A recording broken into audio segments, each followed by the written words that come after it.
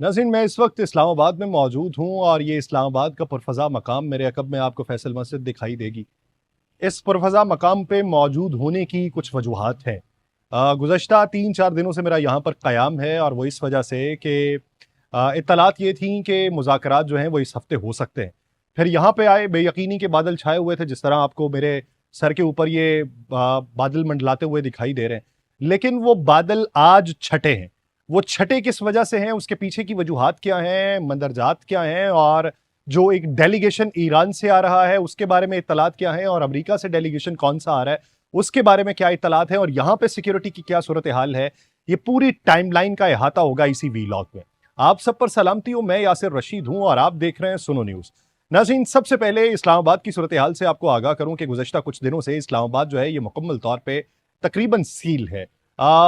बेबहार रास्ते जो हैं वो बंद किए गए हैं और जुज़वी तौर पे जो कुछ रास्ते खुले हैं वो भी कभी खुलते थे और कभी हुक्म आता था कि बंद कर दिए जाएं। लेकिन आज रात की जो सूरत हाल है वो यही लगता है कि पूरा इस्लामाबाद जो है वो बंद कर दिया जाएगा। उसके पीछे की वजूहात ये हैं कि खबर ये आई है कि ईरानी वजीर खारजा अब्बास इराक्ची की क़यादत में मुख्तसर वफ्द जो है वो आज रात जो है वो इस्लामाबाद पहुंचेगा। और फिर उसके कुछ देर बाद की इत्तलात ये आती हैं कि अमरीकी जो वफ्द है वो अगले 24 से 30 घंटों के अंदर पाकिस्तान इस्लामाबाद पहुंच सकता है। अगर देखा जाए तो अमरीकी वफ्द में कौन कौन से लोग मौजूद होंगे तो वो भी मुख्तसर वफ्द होगा, क्योंकि उनका जो क्लैरिकल स्टाफ है या फिर उनके जो स्पोर्टिंग स्टाफ हैं वो यहां पर मौजूद हैं पहले से ही, वो वापस ही नहीं गई थे। बहुत से जो इंग्लिश जर्नलिस्ट हैं जिनका ताल्लुक अमेरिका से है या बैनुल अक़वामी नशरियाती इदारों से है, वो भी इस्लामाबाद के अंदर ही मौजूद थे। लेकिन मुज़ाकरात का मंजरनामा वज़ा नहीं हो रहा था। वो वज़ा क्यों नहीं हो रहा था, तो पिछले कुछ 24 से 30 या 32 घंटों की पूरी मामूलात देखें, वो टाइमलाइन देखें, डॉट्स मिलाएं तो आपको मालूम पड़ेगा कि क्यों नहीं हो रहा था। सबसे पहले, अब से 24 घंटों पहले बैरूत के अंदर मौजूद यूनाइटेड स्टेट ऑफ अमेरिका की एम्बेसी जो है वो लेबनान में मौजूद अमरीकियों के लिए एक एडवाइजरी जारी करती है, जिसके अंदर वो ये कहती है कि एज सुन एज पॉसिबल, जब तक कमर्शियल परवाजें चल रही हैं, आप यहां से अपना इनखला मुमकिन बना ले। उसके बाद सूरत हाल ये दिखाई देती है कि आबनाए हरमुज के अतराफ में जो ब्लॉकेड लगाया हुआ था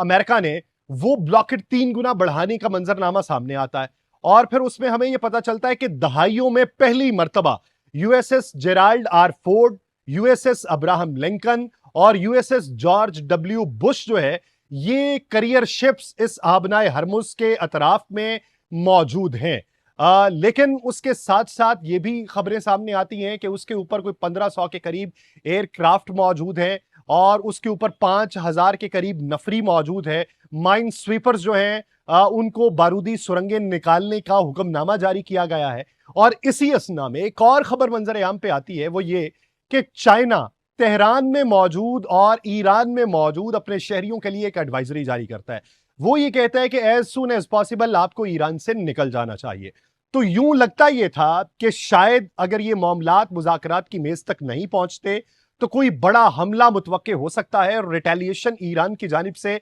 पहले से ज्यादा हो सकती है, और दूसरी तरफ अमेरिका की तरफ से भी बम्बार्डमेंट हैवी हो सकती है। उसी टाइमलाइन के अंदर आपको यह भी देखना है कि इसराइल के अंदर हलचल क्या चल रही थी। इसराइल के आर्मी चीफ ने यह कहा कि हम हर महाज पे लड़ने के लिए तैयार हैं। और फिर इजरायली वजीर दिफा इसराइल काटिस का बयान यह मंजर आम पे आता है कि हम जंग की पूरी तैयारी किए बैठे हैं। अब सूरत हाल यहां तक पहुंच चुकी थी, बैनुल अक़वामी नशरियाती इदारों में बातचीत की हो रही थी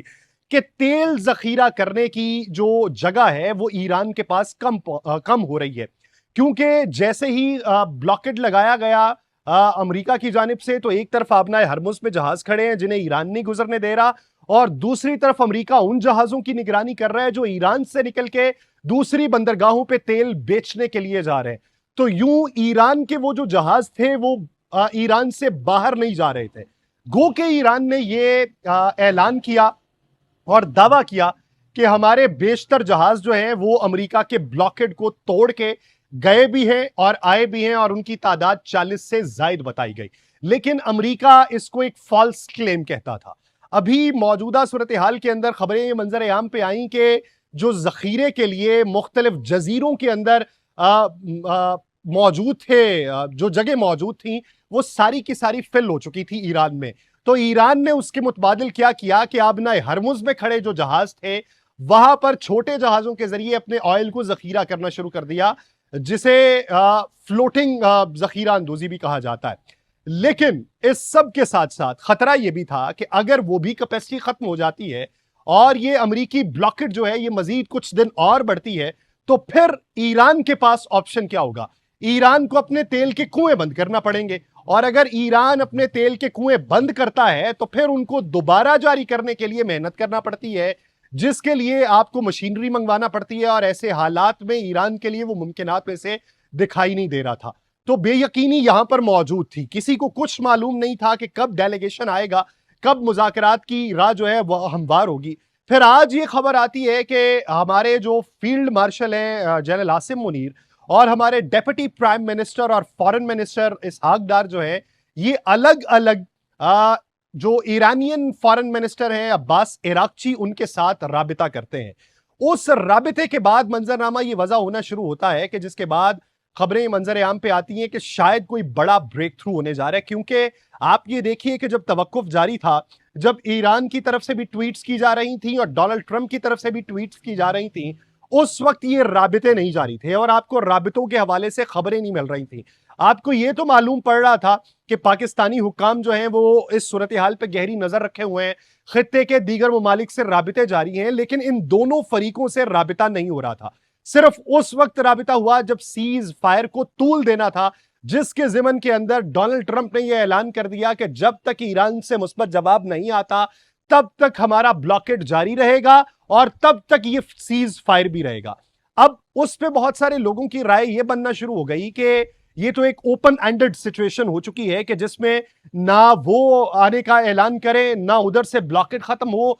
ना सीज फायर खत्म हो, ना आबना हरमुज से जहाज गुजरे और दुनिया इसी कश्मकश के अंदर और मखमसे के अंदर मौजूद रहे। तो जब आज राबिता किया गया है तो उस राबिते के मकासद क्या है? सिफारती प्रोटोकॉल्स में जब सीज फायर का मंजरनामा हो, मुज़ाकरात ना हो रहे हो, जो सालिस हो वो राबिता भी ना कर रहा हो, और जब वो राबिता करे तो फिर उसका मतलब ये होता है कि बड़े पैमाने के ऊपर कोई बड़ा ब्रेक थ्रू और ब्रेक डाउन होने की उम्मीद पैदा हुई है। दोनों फरीकों से बातचीत हुई। मैं ये तो नहीं कह सकता कि सारी चीजें तय पा चुकी हैं। आने वाले दिनों के अंदर आपको 4 दिन में आबना हरमुज भी खुली मिलेगी, आपको ब्लॉकेट भी खत्म मिलेगा, आपको मुज़ाकरात की मेज के ऊपर यूरेनियम अफजूदा जो है उसे किसी और मुल्क मुंतकिल करने का मंजरनामा भी मिल जाएगा, ईरान की मईशत बहाल हो जाएगी, उसकी करेंसी स्टेबल हो जाएगी, वॉर ट्रॉफी जो है वो न्यूक्लियर डस्ट की सूरत में डोनाल्ड ट्रंप लेके चले जाएंगे और ईरान भी फतह के शादियाने जो है वो बजाने लगेगा और खुशी का समा हर तरफ होगा कि सबके लिए विन विन सिचुएशन है। ये इब्तदा है,